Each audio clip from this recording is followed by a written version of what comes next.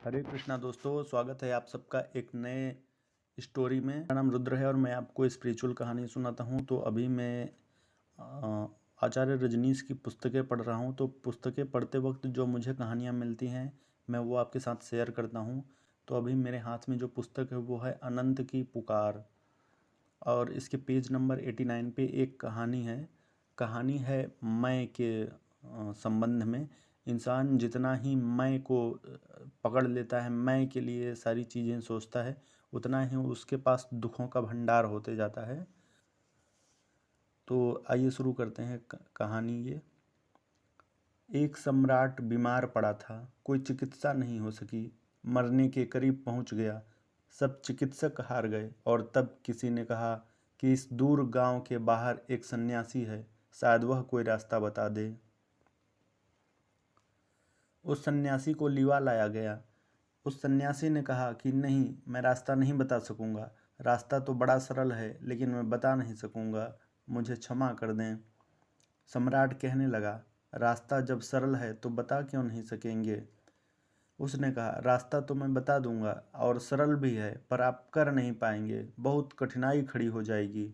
लेकिन बच सकते हैं आप, क्योंकि आपकी मौत निश्चित नहीं है। सम्राट ने पैर पकड़ लिए, कहा, रास्ता बता दें।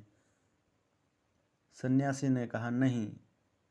दरबारी रानियां, सारी राजधानी हाथ जोड़कर खड़ी हो गई कि आप जाएं न, बता दें जो भी हो रास्ता। उसने कहा, आप नहीं मानते हैं तो मैं बताए देता हूँ। सुनो, 10,000 बच्चों की गर्दन कटवानी पड़ेगी और उनके खून से स्नान कराना पड़ेगा तो सम्राट बच जाएगा। मैं जाता हूँ, मैं और कुछ ज़्यादा नहीं कह सकता। सम्राट बच सकता है, लेकिन फला तारीख तक 10,000 बच्चे इकट्ठे कर लें और फला तारीख को फला समय उनकी गर्दनें काट दें, ताजे खून से नहला दें सम्राट को, सम्राट बच जाएगा। 6 महीने थे उस तारीख को अभी। सम्राट ने कहा कि नहीं, मैं नहीं बचना चाहता हूँ। 10,000 बच्चे काटने पड़े और फिर एक अजनबी फ़कीर, इसकी बात का भरोसा क्या। मैं बचूं या ना बचूं, वे 10,000 बच्चे तो कट जाएंगे। फिर मैं बच भी जाऊंगा तो कितने दिन बचूंगा, आखिर मुझे मरना पड़ेगा। फिर मैं तो बूढ़ा हो गया। 10,000 बच्चे अभी जिनका जीवन शेष है, उन्हें कैसे समाप्त कर दूं।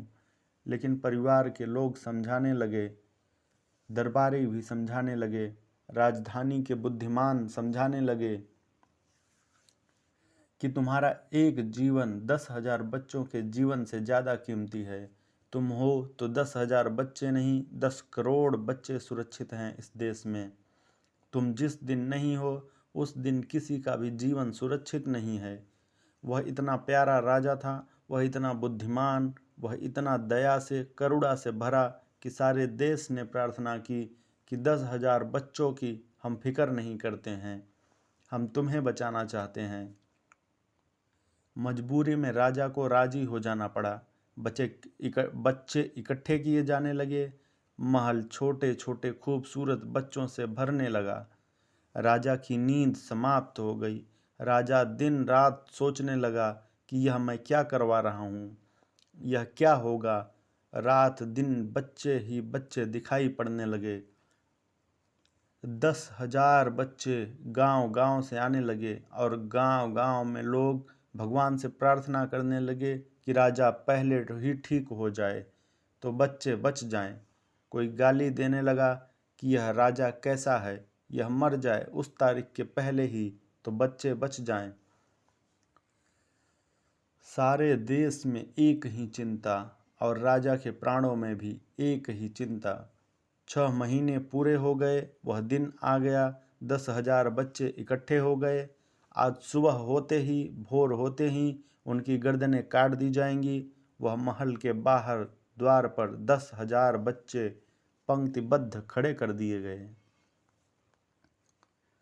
नंगी तलवारें सूरज की रोशनी में चमकने लगी। वह राजा नीचे आया। उसने उन बच्चों को एक कतार से देखा।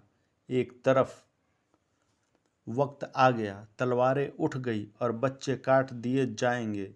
तभी वह राजा चिल्लाया कि नहीं नहीं, कोई बच्चा नहीं काटा जाएगा, मैं मरने को तैयार हूँ।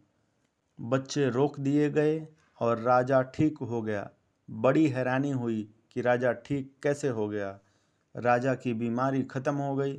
उस फकीर को बुलवाया गया कि बीमारी कैसे ठीक हो गई। बच्चे तो रोक दिए गए। उस फकीर ने कहा, कुल एक कारण है। 6 महीने तक राजा अपनी बीमारी के संबंध में सोच ही नहीं सका। बच्चे मर जाएंगे, इतने बच्चे मर जाएंगे। एक ही चिंतन अपने से बाहर चला गया, सेल्फ से बाहर हो गया। मैं के बाहर चली गई बात। वह जो चिंतन मैं पर रुका हुआ था, वही पीड़ा थी, वही कष्ट था, वही दुख था। तो दोस्तों, इस छोटी सी कहानी से उम्मीद करता हूँ आप लोगों ने समझा होगा कि जो मैं को लेकर हम इतने ज़्यादा चिंतित होते हैं, उसी से हमें दुख की प्राप्ति हो जाती है। तो मैं थोड़ा सा और 2-3 लाइन पढ़ना चाहता हूँ। एक आदमी सो नहीं पाता है, फिर उसकी बीमारी ठीक नहीं हो पाती। चिकित्सक कहते हैं इसे नींद आ जाए तो ठीक हो जाए। नींद से बीमारी के ठीक होने का क्या संबंध है? कोई भी संबंध नहीं है। सिर्फ एक संबंध है, नींद में भूल जाता है कि मैं बीमार हूँ, और कोई भी संबंध नहीं। नींद में डिसकंटिन्यूटी हो जाती है। ये ख्याल कि मैं बीमार हूँ, मैं के बाहर नींद में आदमी चला जाता है। इसलिए नींद जरूरी है, नहीं तो आदमी पागल हो जाए। मैं तो पागलपन का केंद्र है, वह तो मैडनेस का सीक्रेट है। पागल होना हो तो मैं, और मैं, और मैं। धन्यवाद दोस्तों।